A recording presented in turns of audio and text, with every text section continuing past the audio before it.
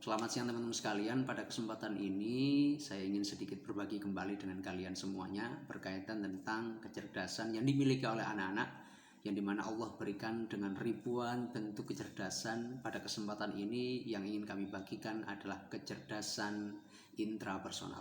Teman-teman sekalian, berkaitan tentang kecerdasan intrapersonal, sebelum kami jelaskan pengertian dan maknanya dan apa hubungannya dengan anak-anak kita, perkenankan pada kesempatan ini saya ingin berbagi sebuah pengalaman tahun 2020-an yang telah kami dapati terhadap proses pembelajaran anak. Berkaitan tentang ini, kami mendapatkan pengalaman yakni diminta untuk mengajar di salah satu rumah anak yang usia kelas 2 atau kelas 3 sekolah dasar, yang dimana anak ini memiliki kecerdasan intrapersonal tersebut. Hal ini terbukti dari temuan kami bahwa setiap kami belajar, kami hadir di rumahnya, anak ini sudah siap 5-10 menit sebelum pembelajaran dimulai dengan caranya sendiri, dengan tanpa dibantu orang tuanya.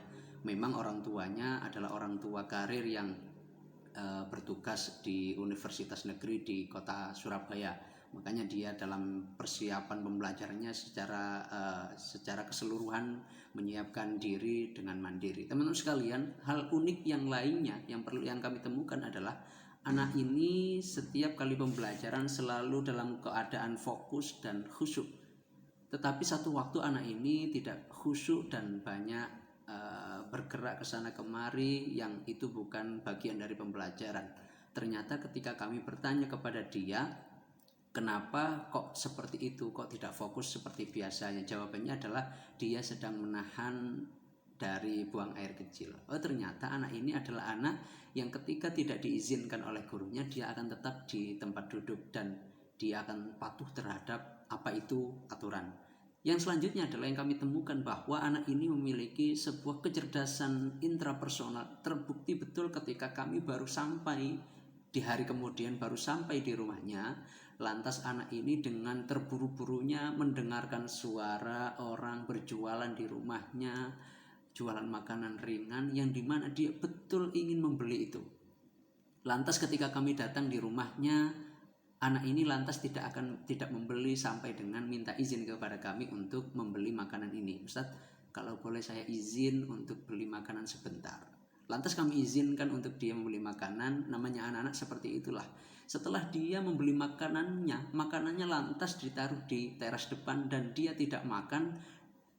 Kemudian dia duduk kembali untuk mengikuti pembelajaran. Kemudian kami sampaikan, kenapa kok tidak dimakan? Nanti saja setelah belajarnya selesai. Dan dia betul-betul fokus untuk pembelajaran itu.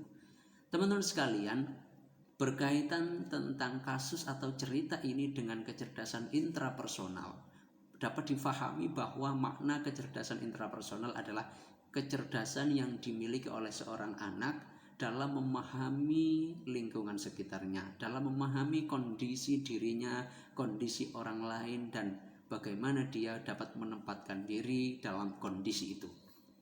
Itu terbukti dalam cerita kami, yang dimana anak ini dapat menempatkan diri dalam kondisi belajarnya. Teman-teman sekalian, itu salah satu contoh saja. Contoh yang lainnya bisa kita temukan dalam proses pendidikan. Sebagai contoh, anak ketika diminta untuk berangkat ke kegiatan ibadah, dia lantas ketika sudah duduk di dalam musola atau masjid, sebut saja sholat Jumat, dia duduk bersama dengan warga, lantas dia bisa menempatkan diri dan khusyuk seperti teman-teman atau seperti orang dewasa yang ada di sekitarnya. Ini semuanya muncul pada anak-anak kita, dan ini adalah indikasi anak yang memiliki kecerdasan intrapersonal. Jadi dapat difahami bahwa kecerdasan intrapersonal adalah kecerdasan yang dimiliki oleh seorang anak dalam memahami lingkungan sekitar, sehingga dia dapat mengambil peran yang sebagaimana mestinya. Teman-teman sekalian, sangat penting untuk kita memahami kecerdasan intrapersonal ini, karena banyak di antara anak kita yang kadangkala ketika kita dudukkan dalam suatu kegiatan, dia tidak memiliki kecerdasan ini. Dia marah sendiri, dia memiliki kegiatannya sendiri. Dia tidak dapat menahan emosi atau keinginannya hanya untuk melakukan apa itu yang diinginkan. Dia tidak dapat menahan diri sampai dengan mana kebutuhan pembelajaran diselesaikan dan itu akan dimiliki oleh dia. Ini tidak dimiliki oleh banyak anak-anak.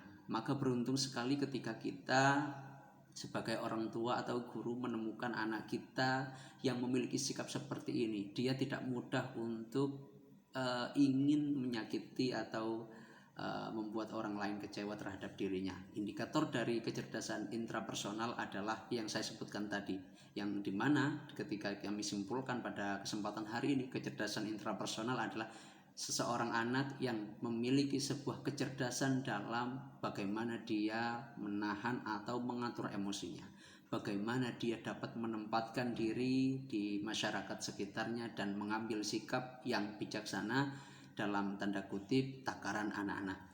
Lantas teman-teman sekalian, ketika kita menemukan anak yang seperti ini, perlu kita apresiasi dan perlu kita lihat itu sebagai potensi bahwa anak ini adalah anak yang cerdas dalam aspek kecerdasan intrapersonal.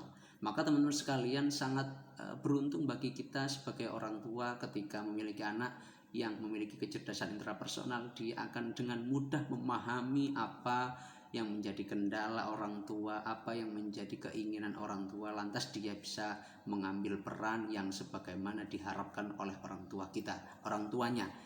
Mudah-mudahan sedikit ini dapat bermanfaat untuk kita semuanya. Kita lebih bijaksana dalam memahami anak-anak kita, karena anak-anak kita adalah anak-anak yang hebat, anak yang cerdas, yang setiap anak memiliki kecerdasannya masing-masing.